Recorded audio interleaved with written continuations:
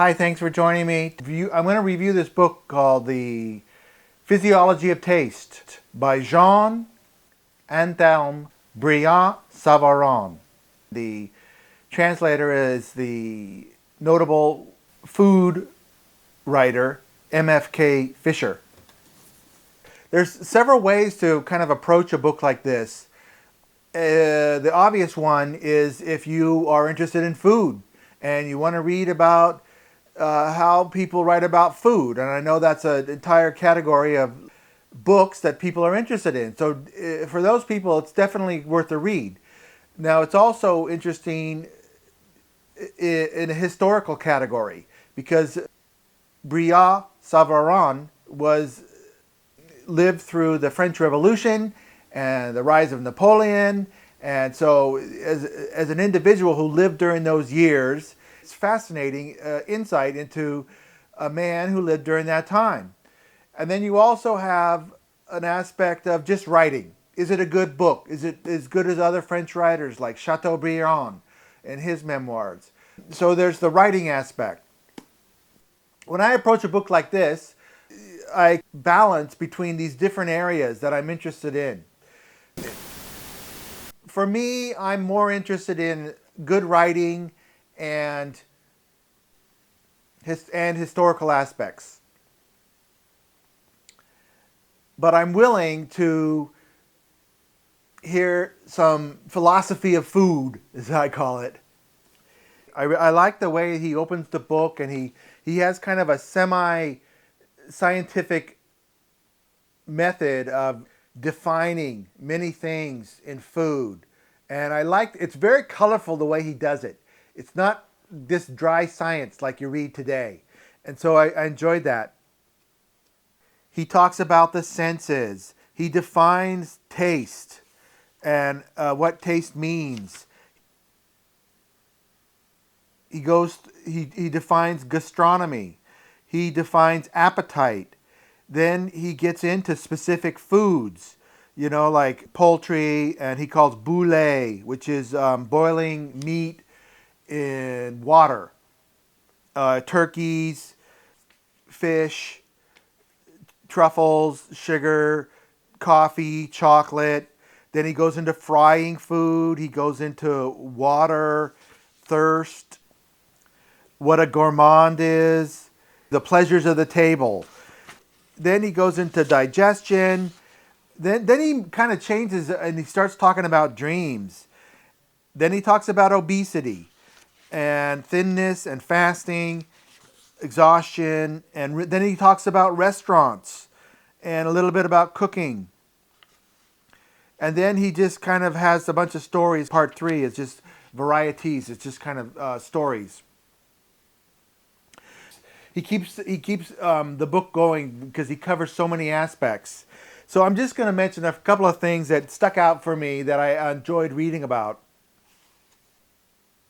Some of the notable things, obviously you've got to be open-minded according to the tastes in their time and our time, but also many of the tastes are the same. I mean, he talks about how people like sugar, and he talks about how much he loves coffee, especially after a meal, how much he likes chocolate. And so those things are obviously very, very popular today. And some of his writing is very well done. In this paragraph, he's talking about thirst and how it satisfies him. And here's how he says it. Hunger is accompanied by a pleasant sensation, so long as it does not become too strong. Thirst, on the other hand, has no gentle dawning, and from the instant it begins, it causes discomfort and an anxiety, which is horrible if there's no hope of relieving it.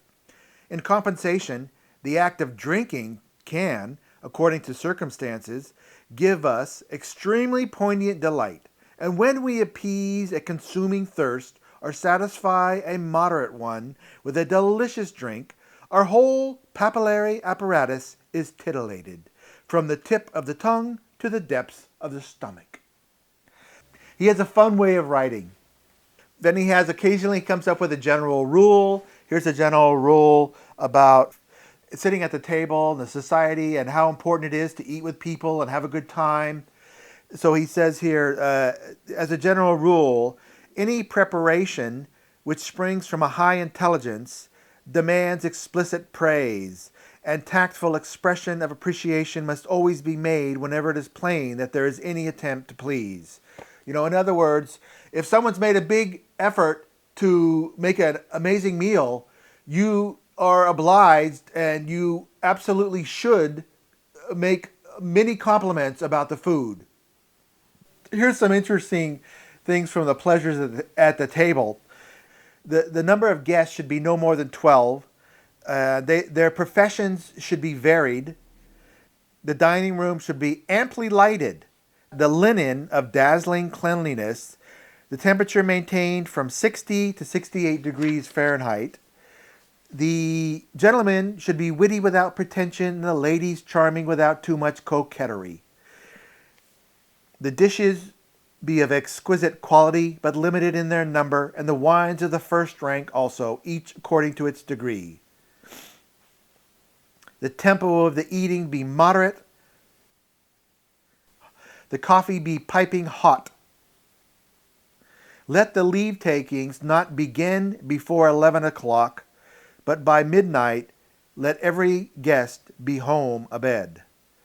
So no one should leave before 11 p.m., but everybody should be gone by midnight.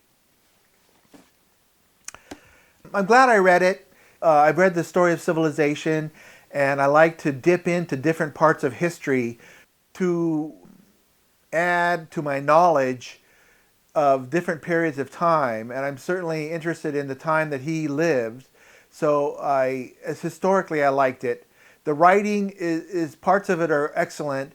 And there are some stories that he tells. At certain points, he tells little stories about people, and they didn't really work for me. So that's all the book. That's all I have to say about this book. Thanks for watching.